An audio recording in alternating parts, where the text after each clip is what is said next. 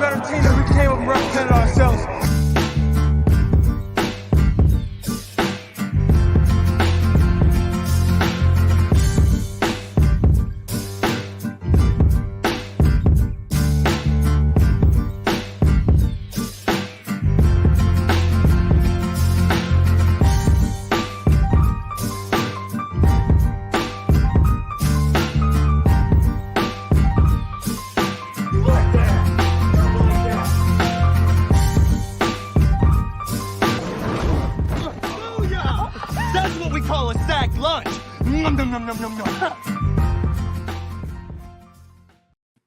What's up, everybody?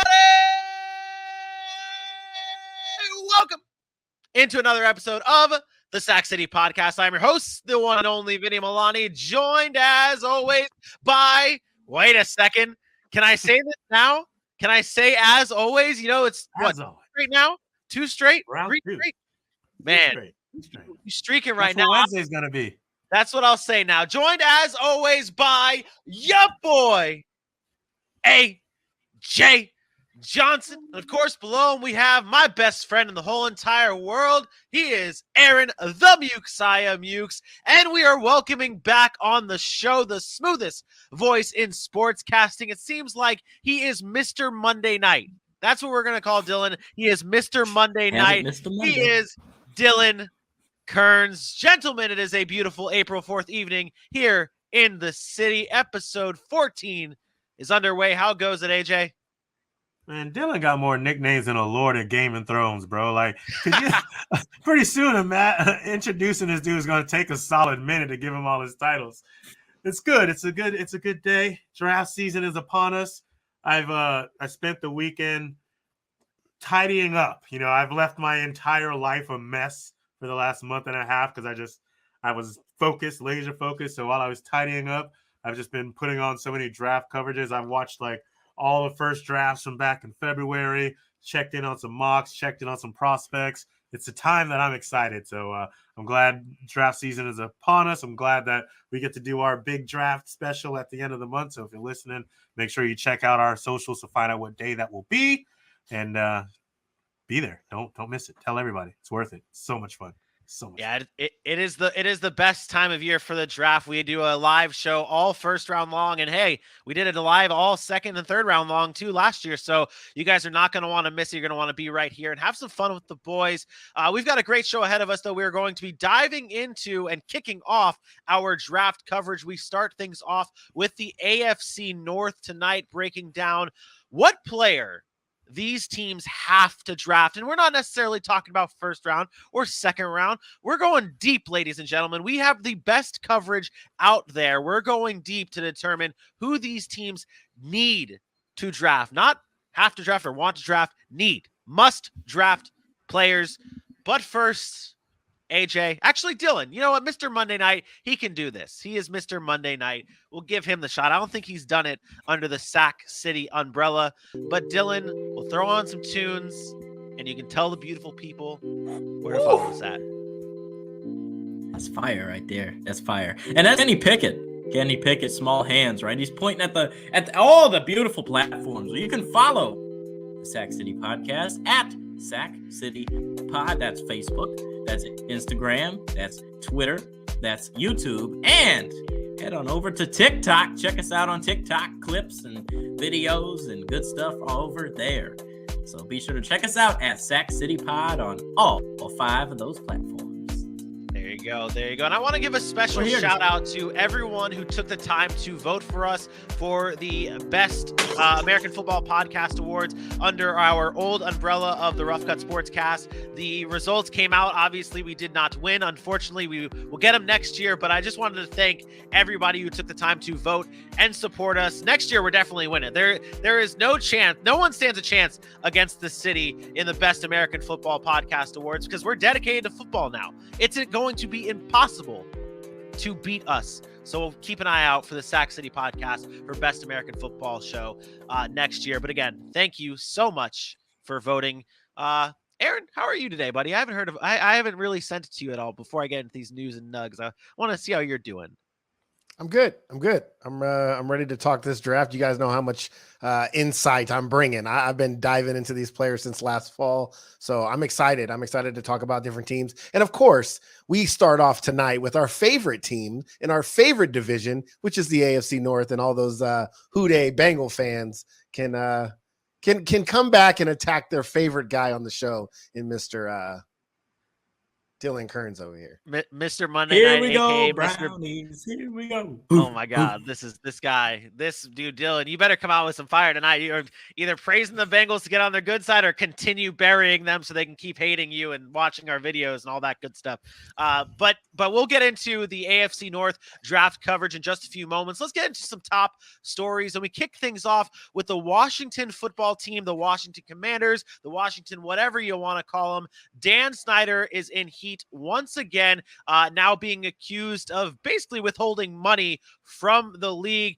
Now, I pulled this quote from Mike Florio, and he talked about how the owners are basically have protected Dan Snyder for a very long time, and it's kind of Roger Goodell's job to protect him. But let me read this quote for you. His partners have protected him when it comes to the investigation regarding workplace misconduct, because indirectly they are protecting themselves from having similar allegations threaten the hold on their franchises. If it can be proven that he has been picking his partner's pockets, his partners quite likely will be kicking his ass out of the house. That is what Mike Florio said regarding this situation. How do we what needs to be done here? Do we get Dan Snyder out of here? How do we make it happen? Aaron, I'll start with you. This has been something it's not an isolated incident. It's something that's been going on in Washington since Dan Snyder took over the team in 1999. Aside from the football stuff, right? We can look at all the scandals that they've had, the team name, should they switch the team name or not, the racist conversations in emails, the bigotry that they had in the John Gruden emails that were failed to be released to the public, sexual assault allegations, other misconduct, and now you get ticket revenue. And that's only the business side of what he's done as an owner. You're not even including the 9 head coaches since 1999, a 139 and 185 record, 48 and 81 against the NFC East alone, only 4 division titles and 2 and 6 in the playoffs in that time. The fact is Dan Snyder has a history and is known for being an owner who doesn't hire the right people around him, but people that he's familiar with, his friends, his family. There's a lot of quote unquote nepotism that goes on in that organization. And I think it's only a matter of time before the other owners and the NFL starts to force his hand and kind of move him out. Yeah, I feel like this is one of those stories where now, like, you can protect them all you want. Now you're starting to screw over the people that have been protecting you, and it's only downhill from here for Dan Snyder.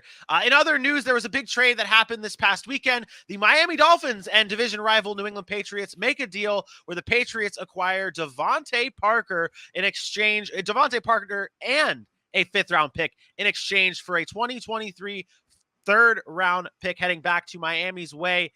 Dylan, does this move the needle for the New England Patriots? No. It gives them another pass catcher, that's for sure. Devontae Parker is a good way.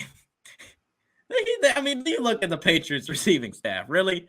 Aguilar, Parker, Bourne, like, come on. There's a lot of guys that are like, oh, yeah. You probably should have said Jacoby Myers. But, looking at that wide receiver room, everybody is so mediocre, it's disgusting. Devontae Parker, sure, he's had a good year. He's been injury-prone throughout his career. I don't think it moves the needle. I think a wide receiver was a need because they need more weapons. I don't think this was oh, my gosh, we got Devontae Parker. That means we can compete with Buffalo and Miami, potentially. But, I mean, it's not a move where I'm excited and jumping for joy saying we got Devontae Parker if I'm a Patriots fan. I like the move. I like the move for New England. It doesn't really move the needle too much though, because it's just Devontae Parker, and that's not going to really help Mac Jones at all, right? That's kind of what's going to happen. He's thinking about something. Yeah. I mean, I like the move in the sense it adds a weapon. It's another receiver, which we talked about they need to add. I'm not saying it's special, but you're talking about a guy that hasn't been healthy. He's only had 1,000-yard season, and he's never played a full season, even including that 1,000 yards. But there is something to be said about his ability to go up and get a ball and make plays, especially in the red zone and contested catches. I believe he leads the NFL since 2019 in contested catches. But I don't know if that's Mac Jones' style. I think Mac Jones is the guy that wants to throw to wide open guys, which Devontae Parker doesn't usually get great separation. So I don't know if it's a good fit, but I think anytime you can add a receiver to a team that has none, it's a good thing. He's what they thought N'Keal Harry would be. They're trying to subsequent N'Keal Harry, who has not shown out. At least Devontae Parker has shown he can have a little bit of success in the NFL. And if this doesn't work, it was a 5th round pick and something that the Patriots do all the time. Bring in a guy for a little bit, doesn't work. Thanks. Goodbye. Well, actually, it was a 3rd round pick. Yeah, it was a 3rd. I thought it was a bigger. It's a 3rd round pick back. Yeah, you get a 5th and Parker. The compensation I thought they gave up, I feel like they must see something that they like, because I felt like a 3rd round pick was a little bit more than New England's used to giving up for players like that. I mean, Randy Moss went for a 4th. I think it was. I think it was a little much to give up too, just because we saw the reports today that came out of the asking price for Brandon Cooks as a 2nd round pick. And if you think about it, yes, Miami threw in a 5th round pick, but you had to give up a 3rd round pick for him. Why not just give up that 2nd round pick for a guy like Brandon Cooks, who has shown that he can do it with literally any quarterback and produce better numbers than Allen Robinson? So there's that. Well, number one is the Patriots have already had him, so I don't think they're going back. That is true. That is true. In other news, Colin Kaepernick had a workout this past weekend in the Maize and Blue game for the Michigan Wolverines. He is getting set for an NFL comeback. He said, though, that he is willing to be a backup in this league. There's starting jobs out there, though, including Seattle, maybe Carolina, and there's other quarterbacks battling for starting jobs and hoping to get traded to be starters. AJ, if you had the choice between Colin Kaepernick, signing him, trading for Baker Mayfield, or drafting one of these quarterbacks in the draft, rank those for me. Rank those 3. Wow. And Colin Kaepernick's a backup in this scenario. It does. It's just a quarter. It's a body. It's a body. Whatever you do with it is fine. But just you have a hole at the quarterback position. Fill it top at number one. I'm drafting a guy like Malik Willis, not necessarily like Malik Willis. At number 2, I'm probably signing Colin Kaepernick, and at number 3, there's Baker Mayfield. Now, I understand Baker's in the youngest part of his contract, but for me, I'll be honest, this is a little heavier on the fact that I just think it's time. Colin Kaepernick gets paid his dues, and he paid more dues to the world. And the fact that we're still blackballing a guy who's acknowledging it, at least take the requisite steps. He's not coming back in and saying, I deserve to be a starter. He's saying, let me earn a spot again. Give me the opportunity. And I think it's time. Come on, let's be real. That's the biggest thing here. And I told you guys before the show, and I'm going to be completely transparent here. When we were prepping for the show, I'm looking over the news and notes, trying to get some nugs to supply with my news. And I'm scrolling through Twitter through all of just the nonsense I'm seeing about Colin Kaepernick. And we've seen Colin Kaepernick jump through flaming hoops to try and get back into the NFL. Whereas guys like, and I don't mean to offend anybody, like guys like Josh Gordon, who continue to get suspended and then come back into the league, he's not going through flaming hoops. He's going through hoops. Sure, I'll give him that. But Colin Kaepernick, like you just said, AJ, is doing all of the right things to get himself another shot. Now, the one thing that I wanted to talk about with it all is that he's 34 years old and hasn't played an NFL down in quite some time. That's the concern. That's why I don't like talking about, like, with all of this stuff, it's like, there is all the outside, the off the field stuff with Colin Kaepernick that you have to consider. But no, we're done talking about that. This is about this 34-year-old quarterback who's trying to get back in the league and whether or not he can be a better option than a Baker Mayfield or a quarterback that you're going to be drafting. Aaron, you're Mr. Football. You're X's and O's. 34-year-old quarterback, hasn't played it down in quite some time. What are your thoughts on that? There's definitely an impact, right? The game has changed over the course of since he's been gone. The fact of the matter is it has changed. He's not going to be as athletic or have the same type of arm strength that he had when he first came out. So we can stop with, I'm in the best shape of my life, blah, blah, blah. No, there is nobody that's faster at 34 than they were at 24. Like, that's not a thing in football, especially. But I think this is not about whether Colin Kaepernick deserves a chance or not. We keep talking about, does he deserve a chance? Well, do you know how many players out there deserve chances to have opportunities to play that don't get them? He's not the only one. Was he blackballed? Yes, he was blackballed. There was a social injustice that the NFL was not ready for. They've already come out and said, yes, maybe we did approach that the wrong way, but this is about attention.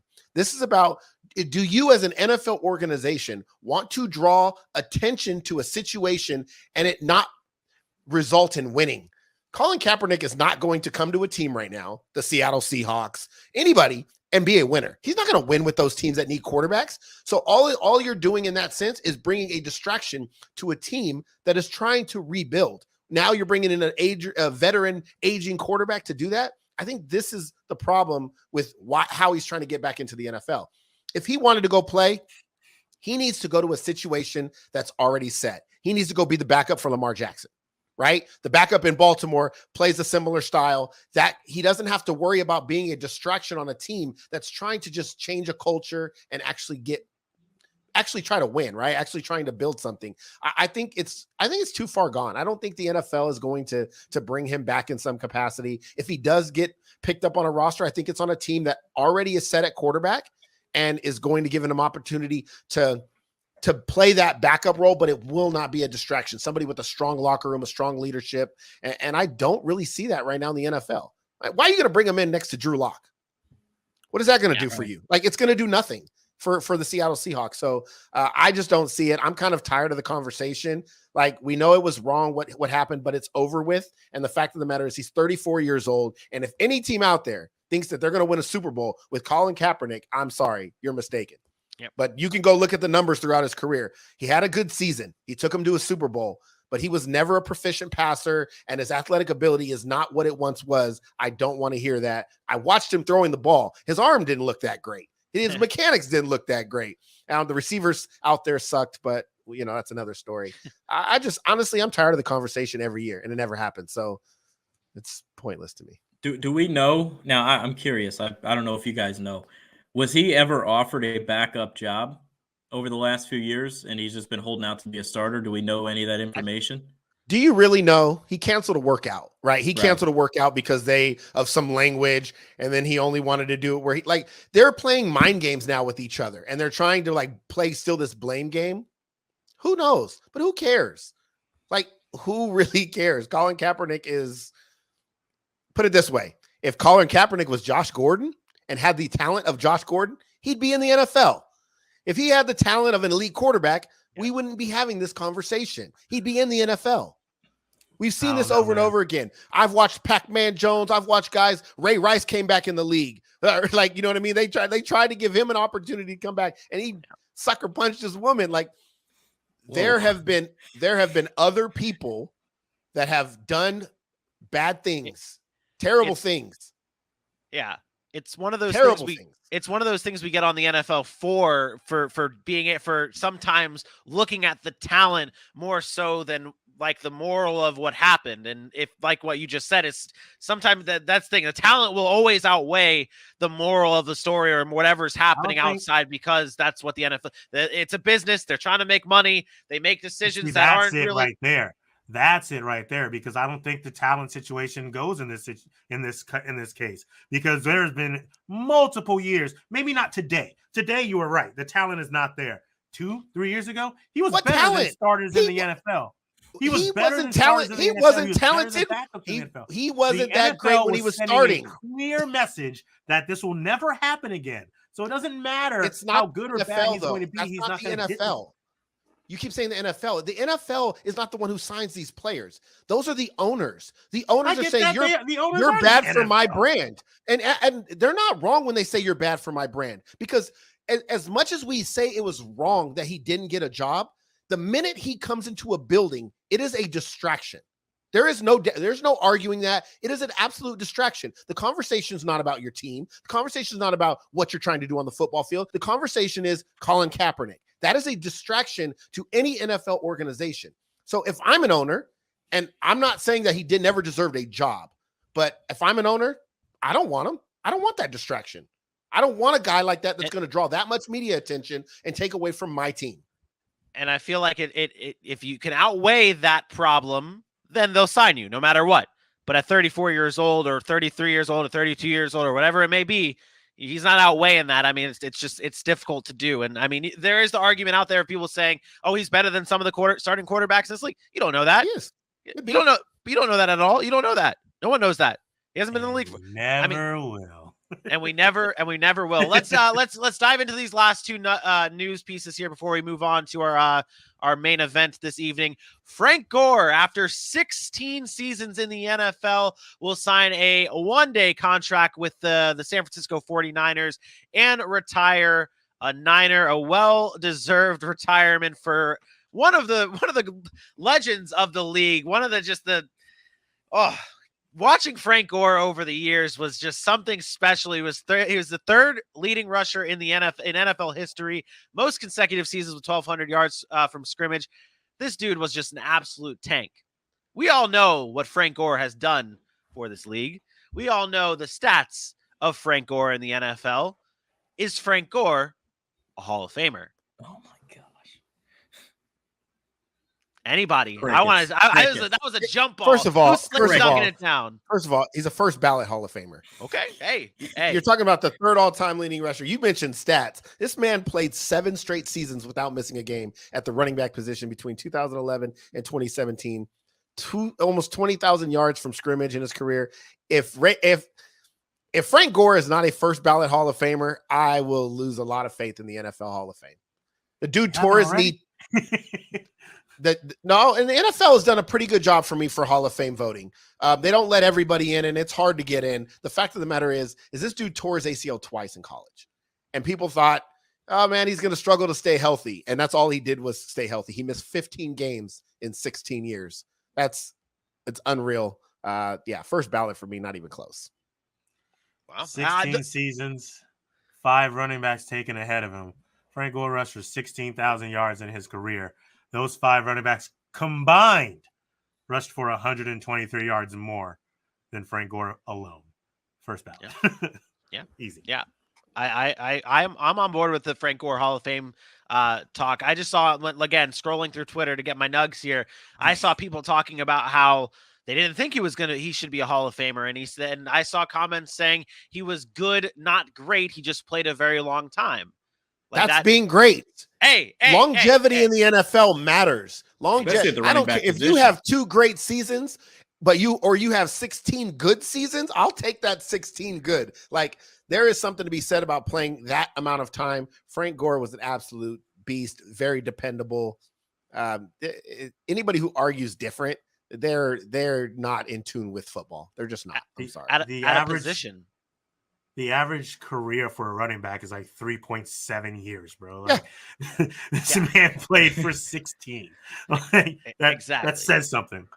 Exactly. It says something. Dylan, did you have anything on this, or you ready to get your Bengals heat going? Yeah, absolutely. Hall of Famer, no doubt about it. I mean, if he doesn't, then probably, I don't know. He's in. No doubt about it. Dylan over here with the hard-hitting analysis here. If he's not in, just no, like I mean that's why I was like crickets voice. when you first said it. When you first said it, it's like it's a lock. I gotta be the voice of the voice of the voiceless who like to troll on Twitter and say he's not a Hall of Famer. I gotta make sure we throw those arguments out there to throw those people into the shame hole. Yeah, I mean that's what you're supposed to do. But he is also, remember, he had 3,000 yard seasons after the age of 30. Yeah. Most running backs die at the age of 30. we did have a trade that happened in the NFL. I'll just bring up the details. We'll touch on this Wednesday, though, because we need to get the show on the road. We did see pick 18 moved for pick 16 and pick 19. The Philadelphia Eagles and the New Orleans Saints made a trade. Lots of picks involved. We're going to cover this and so much more on our Wednesday show. But now it is time to move on to our AFC North draft coverage. What's that face for down there? What's that face for? Saw Bailey's comment. I just saw Bailey's comment. I can't. My thing is stopped at like the second to last comment. I cannot scroll down far enough. Sometimes mine does that too. He just said this trade makes no sense. Bailey, you're wrong. Makes actually a lot of sense for Philadelphia, but we will talk about it Wednesday. We don't. It seemed like a weird trade at first, and then once you dive into it, it definitely you can start picking it apart. We'll cover that on Wednesday though, so be sure to tune in live at 8 p.m. Eastern time right here on Facebook, YouTube, Twitter, and shout out the new Belly Up brand change. AJ, Yeah. please tell them about it so we can, do I our can stuff. do that. I can do that. So, over the time we've been at Belly Up alone, like they used to have the Belly Up articles where people are writing on all their loving sports. Then they had the Belly Up podcast with shows like ours, shows like Corner Booth. No free ads, but you get it. And then we jumped on and they started a TV network. Actually, tomorrow begins their first live coverage of some local type sports. They're trying to show that they can do live sports on the network before they can branch out and get in some higher semi-professional and bottom feeders of professional leagues. So once they took all that into account, they have now changed the Belly Up brand to Belly Up Media to encompass all of the things. And that is actually helping with a lot of what Belly Up is looking to do. So in the very near future, the Apple TV is on the way. I'm actually in the conversations with Dan, telling him I need to know a little bit more about all of that stuff. So Roku's the start for as far as the Belly Up TV goes. I think a separate radio is coming back, but we're doing what we're doing here, and I'm loving that. Belly Up worldwide. On TV. Huh? I like that we on TV. We on TV. Like, we are on TV. So we were everywhere. We are everywhere. Worldwide, wide. But yeah, there it is. All right, let's get into this AFC North draft coverage here. We are identifying one player from this draft that is a must get for these teams. Again, we're kicking it off with our beloved AFC North. AJ sometimes can be a Bengals fan. Dylan sure as hell cannot be a Bengals fan. He absolutely hates them. Like Jesse Bates. That's where it stops. So let's get into it here. We're going to break it down, what the team needs, where they're picking, and everything. This is what we have listed as the Bengals team needs: is a guard, a center, a cornerback. They have a lot of picks. And gentlemen, I'm about to take you down memory lane here real quick before we let Dylan set the world on fire. This is the recent history of Bengals selecting with a 30th or higher pick between 30 and 39. This is some pretty good luck here with these picks, though. You got Boomer Esiason, Chad Johnson, Ickey Woods, Chris Collinsworth. I know these guys. I've seen these guys. Throw out Andy Dalton. They've had a pretty good time picking in the 30s. So, Dylan, who is a must get for the Bengals at 30? Ickey. They need help. They fixed the offensive line to the most part, right? They do. This is why I said they won't make the playoffs, because they need help on the defensive side of the ball. God forbid, get us a corner and call up Kyler Gordon. Kyler Gordon is a fantastic corner coming out of this class. A lot of people have him underrated. Out of Washington, forces fumbles, does everything well. You look at his stats last year: 2 interceptions. He's forced 1 fumble. He draws comparisons to a Byron Jones-esque player where he can bounce a little bit. There's a lot to like with Kyler Gordon. And, we mentioned their need on the defensive side of the ball, especially the secondary. They have Jesse Bates on the back end, a good safety who's on a franchise tag for now, but they really need help at the cornerback position. We saw Eli Apple in the playoffs. Kyler Gordon is good to where he can play day one. He might take a little bit to get going, but I think he's all right, and he'll be a great pick right there for the Bengals to where you could start him on day one. I don't love it. Why? I don't love it. I actually think, first of all, Kyler Gordon's the second best cover guy in that Washington secondary. We'll get to my pick here shortly. He's often beat a lot in press coverage. He's not the strongest guy. It's tough to get off blocks for him. He doesn't really get disengaged. And then also when he's talking about getting in and out of receiver breaks and trying to jump those balls, he's a little slow at that. So, if you're Cincinnati, you're looking for a cover guy. I don't know that I go a Kyler Gordon. I think I would go somebody that fits a scheme that can play both man and zone very well. He's lost in zone coverages a lot.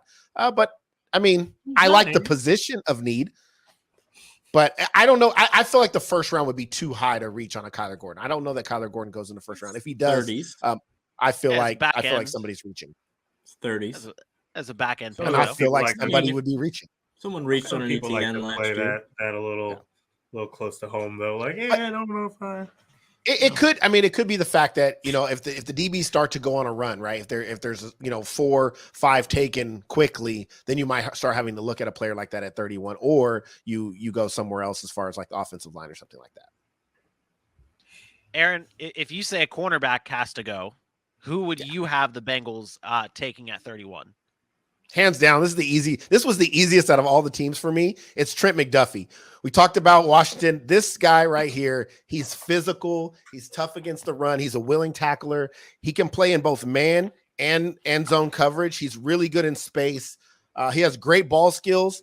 His production is not, you look at a stat sheet, you're like, oh, well, he didn't get many interceptions at Washington. Well, the fact of the matter is his closing speed was there. He had a lot of pass breakups. The only thing he kind of lacks is the size. You worry about maybe going against a more physical receiver that's taller, that he can't get around. But as far as ball skills, closing in and out of breaks, man zone coverage, this guy can do it all. I think he's one of the better cover corners in this draft. We talk about a Sauce Gardner, a Derek Stingley. I think that McDuffie is right there after those guys. So I like Trent McDuffie here. I think the Cincinnati Bengals, if he falls to him at 31, I think it's a slam dunk. That's a good pick. It's not the right one. It's a good pick, though. Ooh. And I think there's a trend here with saying that they need to go they need to go corner. And I'll go next here real quick and keep the train going. And I will take a different corner who I think one thing that strayed me away. And you guys, we were talking all good things about our corners and why they should take them.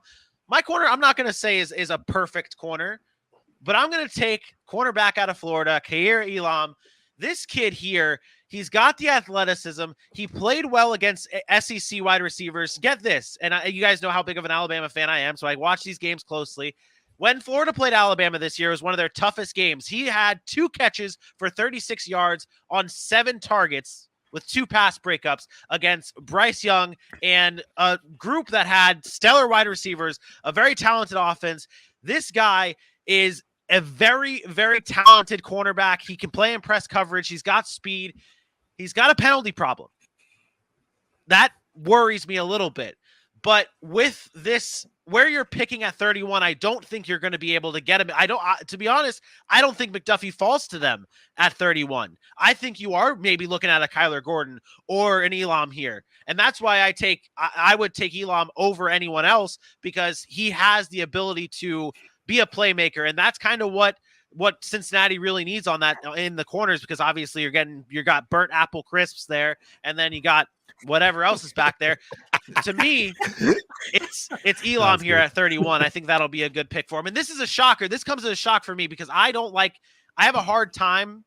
I'm not a big fan of like the recent Florida talented players coming out in the first round. I've never been a real big fan of them. I was never really burn the Jags every year. What? You want to know? Say what is it? Say what is it? Say the question there. Why do people do that? Because the five first round. Who pick, cares? CJ Henderson is not Kaiir Elam. No, like that argument. Hey. No, I'm not on you, Vinny. I'm just saying that statement alone, who cares? So the last 4 corners that were drafted out of Florida ended up not being very good. Maybe they went to the wrong team. Maybe they didn't fit the scheme well. Who knows? It isn't about the talent, though. It is about the discipline. It is about the discipline coming out of a Dan Mullen system in Florida that I just haven't liked. But when I watch the tape, that's fair. But if you get in the NFL, there's coaches that are supposed to coach that. You're right.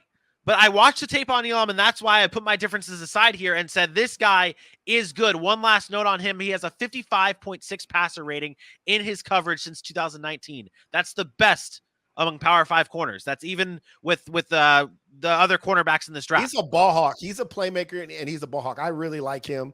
I don't think that's a bad pick at all. I just didn't like that you had a backhand compliment slap him at the end with the Florida corners. He's legit, and I think he can be a difference maker because he is a playmaker. I will say when an Elam comes out of Florida, you're getting a normal good prospect. Most of the Elams who've come through Florida have always been a stud. At least definitely at the Florida level. I'll give you that.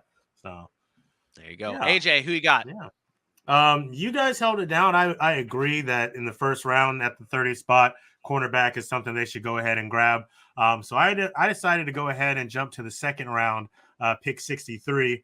And I'm going to go with Dylan Parham.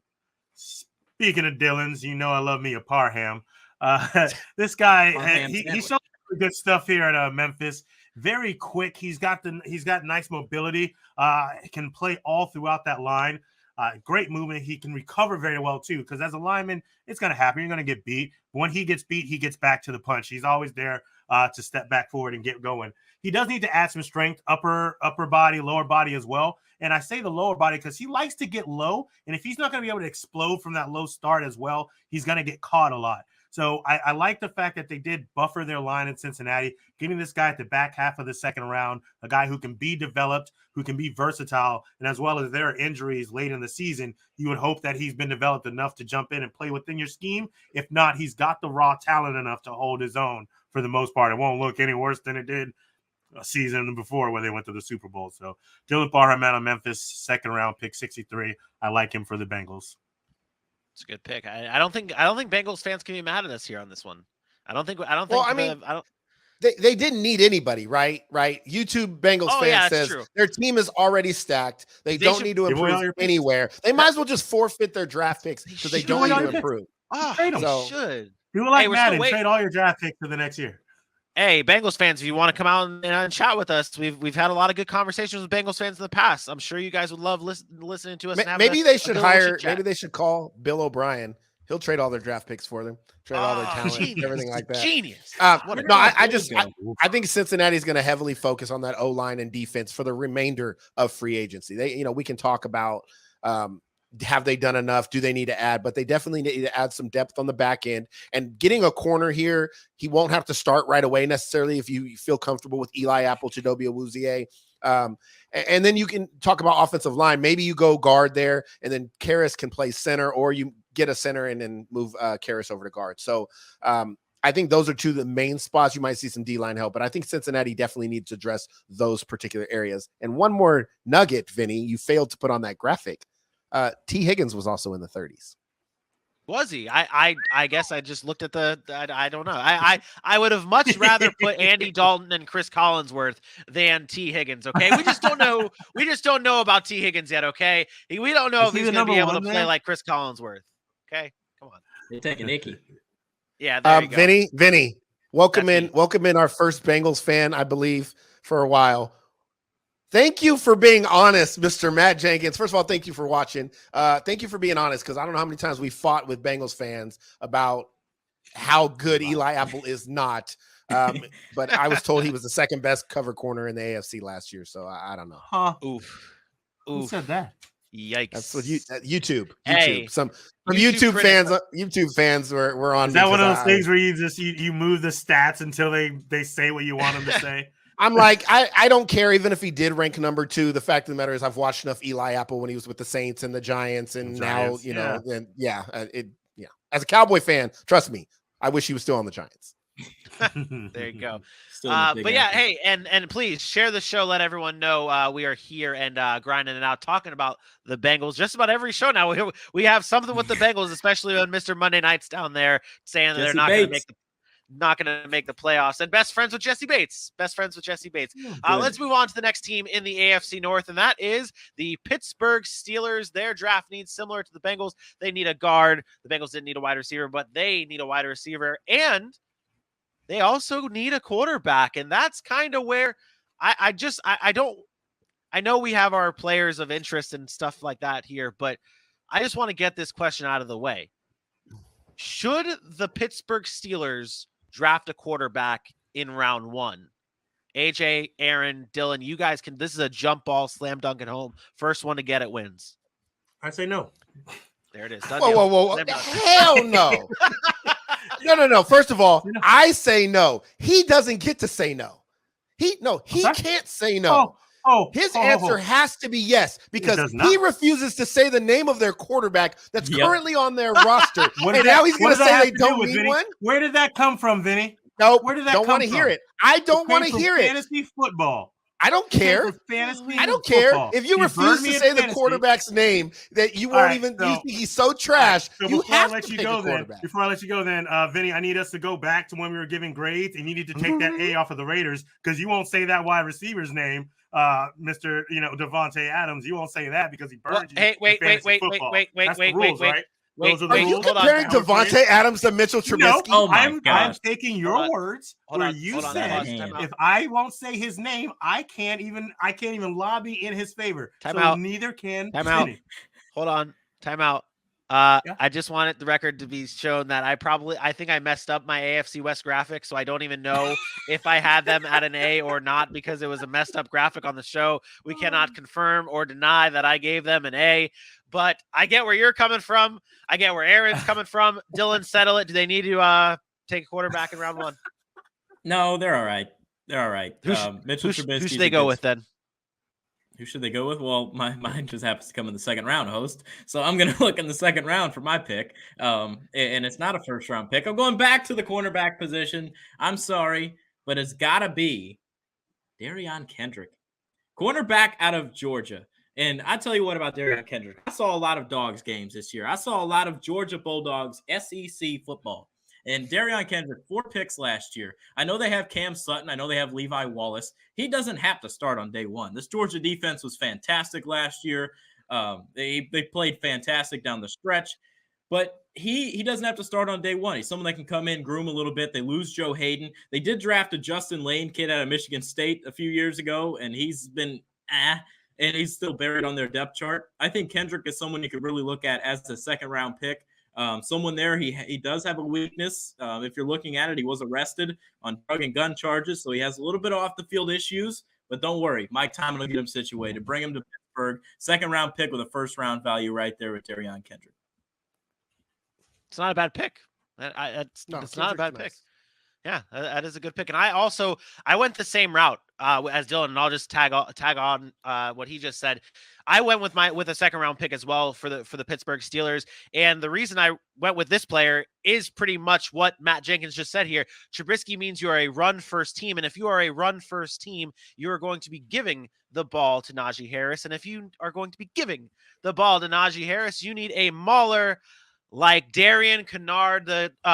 He played tackle for Kentucky, but he actually played both, and he wasn't that bad at either one of them when he played. He can play guard, he can play tackle, and I think that they need to move him to the guard spot, and I think he's going to be the perfect fit for the Pittsburgh Steelers. He had the highest rated PFF score since 2020, higher than Evan Neal. He was first last year, 4th in 2020, 6th in 2019. This guy fits exactly what Pittsburgh needs to do, and that is put the ball on the ground, put the ball in the hands of Najee Harris, and just absolutely pound the rock. And you can do that behind a Darian Kennard.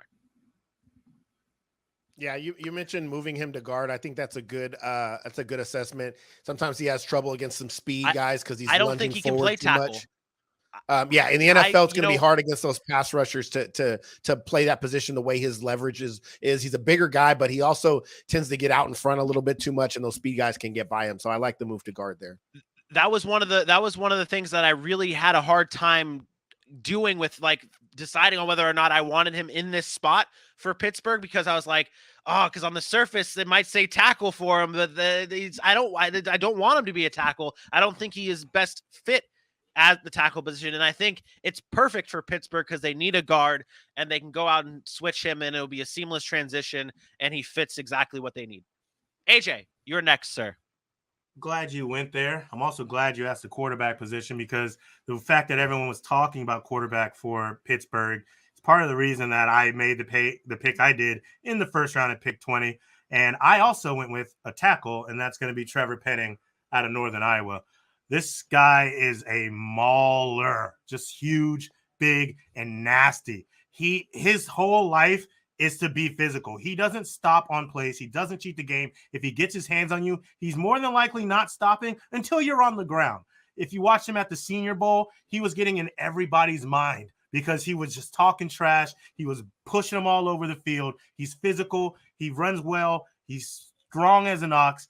This guy, he kind of embodies Pittsburgh to me, the type of nastiness that was the steel curtain. Who's to say you can't have a little bit of that on the offensive side of the ball? And as we were talking about, we saw what they did with Najee Harris, as you alluded to. They want to run the ball, as Matt Jenkins in our chat alluded to. It's a run team, and we talked about this last season. They didn't have a line. If you were going to use a stopgap quarterback like Mitch Trubisky, you might as well put all the requisite pieces around him so that you can keep your winning season, but then also have something ready for whoever the heir apparent is if you draft next year or the year after. I really like Trevor Penning. He's going in this area. Whoever gets him, they're getting a solid day one type guy. They need all. I think the best. Ooh. I think the best. It's a good pick.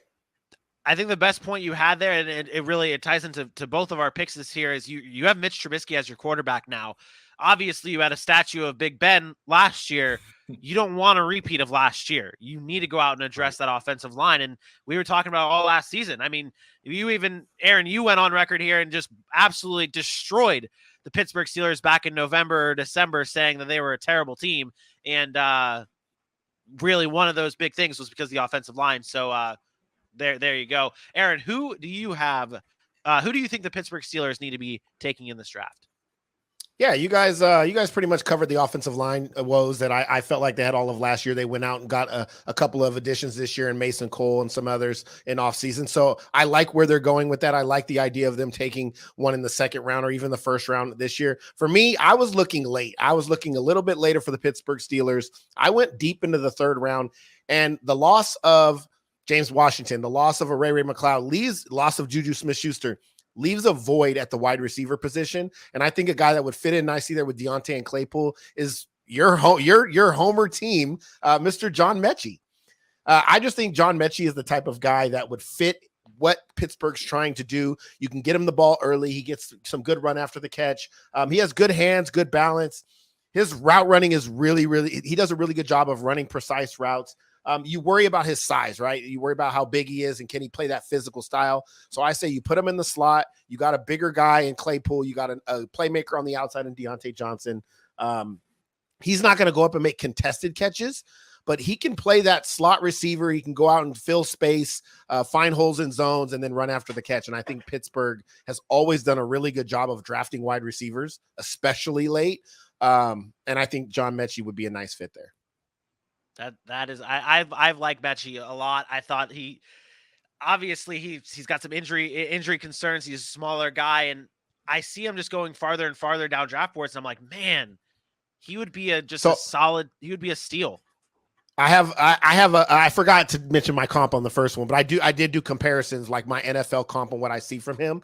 He reminds me a lot of Emmanuel Sanders. So I think he can come out and do what Emmanuel Sanders kind of did for Pittsburgh early and then in Denver. Like, I think he has that type of potential. He's not going to be a top flight elite wide receiver in the NFL, but I do think he could be a guy like Emmanuel Sanders. It's a good pick. Good one. It's a good pick. It's a good comp. Let's go over to the Cleveland Browns next here. They need a wide receiver, a defensive tackle, and an edge rusher. They traded their first-round pick to acquire Deshaun Watson. They have the 44th pick in the draft in the second round as their first pick. And I'm going to tie off of what you just said, Aaron. I was considering taking John Mechie for the Cleveland Browns because this is that sweet spot. That second, third round is that sweet spot for Mechie. But then I thought about it. I was like, obviously I could pick the same person you picked and it wouldn't be a problem. And then I started comparing him to a guy that I like a lot. You guys have heard me talk a lot about him. It's George Pickens from the Georgia Bulldogs. Now, this man, he did not play a lot. And I know that's why he keeps dropping on draft boards. And this is a perfect spot to take him in the second round for pick 44 for the Cleveland Browns. This is a guy who is going to go up and get the ball for you. This guy throws his body at every single ball. The amount of diving, like that one right there. This guy does it all for the Georgia Bulldogs. He was incredible in the national championship game. He was incredible throughout the season when he did play. I saw one thing that I really noticed a lot is this guy finds soft spots in coverage better than any wide receiver in college football this past season when he played. And I think that'll be a perfect option for Deshaun Watson. You now have Amari Cooper there who's going to be able to give you that consistency, get you a Pickens, and then it's beautiful, Cleveland. It's beautiful. It's beautiful. Aaron, that was some great B-roll, man. That was a hell of a highlight reel right there. Even in 30 seconds, just watching him right there makes a strong case just to support everything you said, Vinny. Like, and he can play. He's a big time playmaker. I have some concerns as to why he's dropping. He's not a great route runner. You mentioned him being able to find space in zone. He's really good at it, but his just press. he uses a lot of his physicalness. He thinks he's stronger than everybody. So he tends to just say, okay, if you're going to press me, I'm just going to basically ride you down the field, throw you off, and get to my spot. So his route running needs to kind of improve there, because when he goes against professional defensive backs, they're going to have technique and they're going to be able to kind of thwart whatever he's trying to do as far as physical wise. But I do like him. I like his willingness to impose his will. And we talked about the type of receivers you like, Vinny, the Mike Evans, the Calvin Johnsons over the years. He reminds me a lot of Des Bryant when he was coming out. It wasn't polished as far as a route, but he's just like, I'm physical. I'm going to go out and get it. And he doesn't have that super top end speed, but he can run. So I do like him. In a second round pick, you're getting a good player there. So yeah. And that's the thing, and you don't have first, so that's what Cleveland's got to do.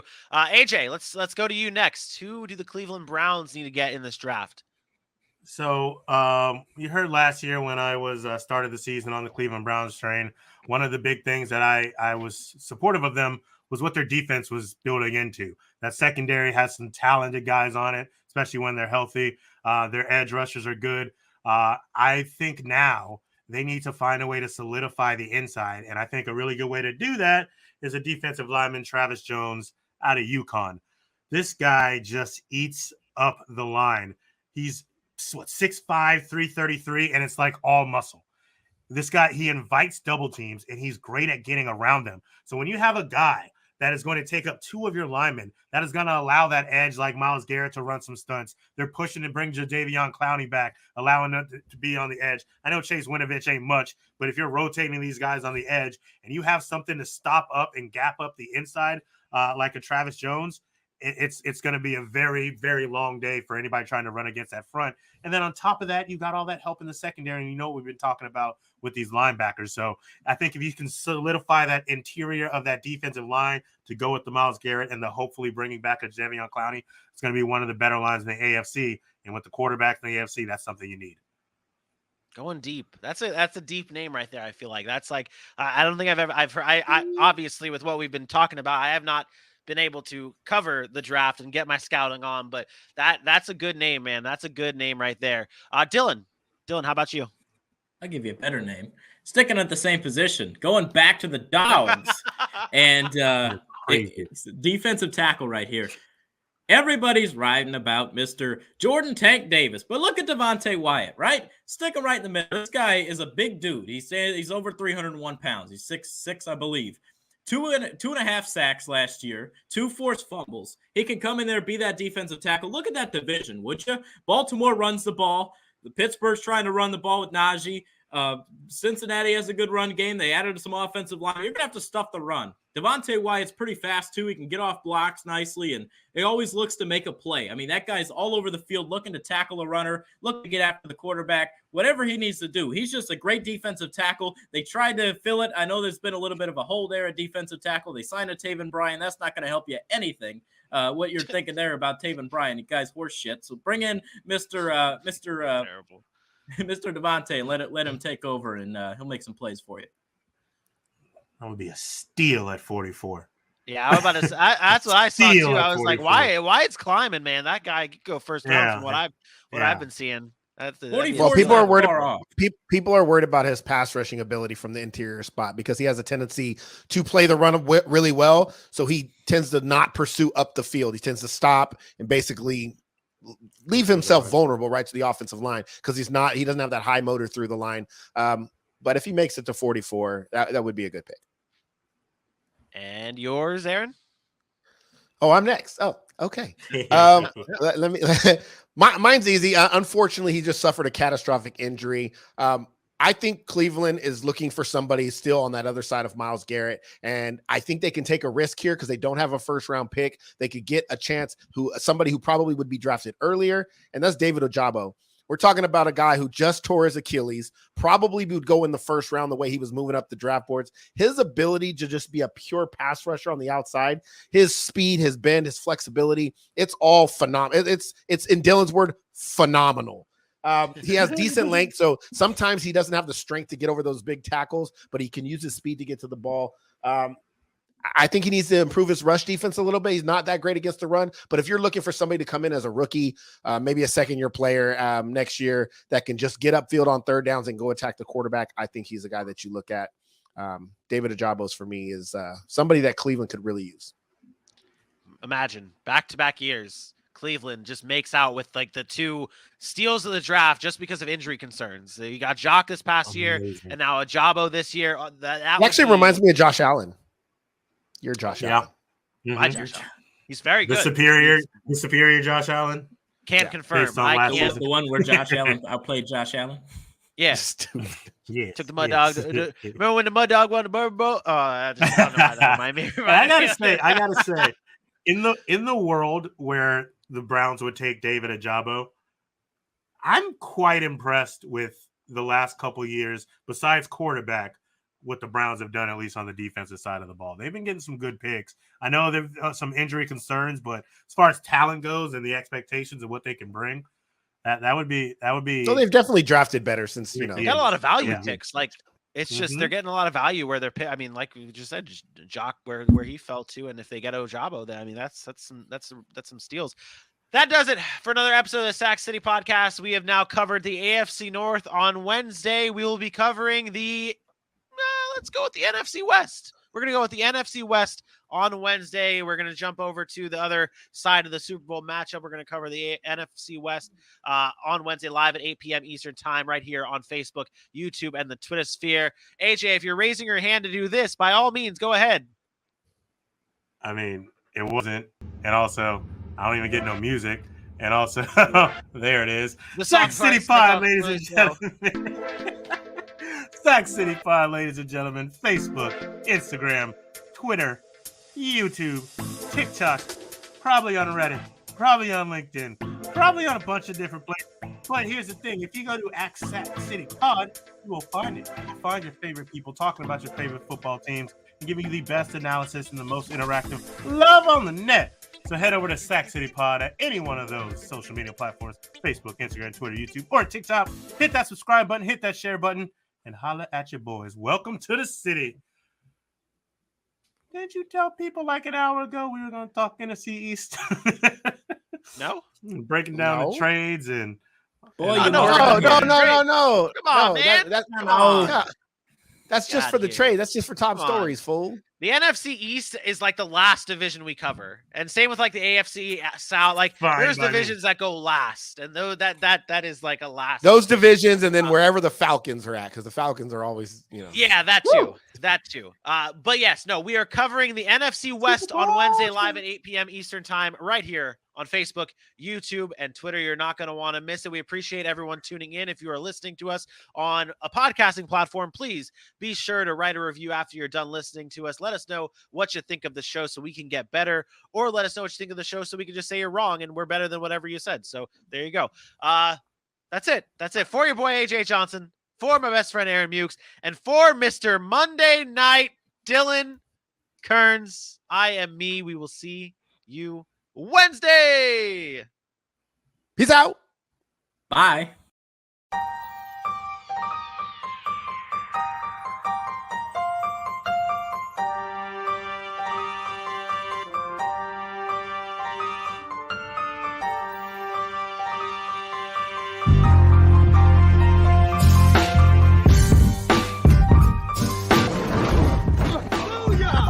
That's what we call a sack lunch.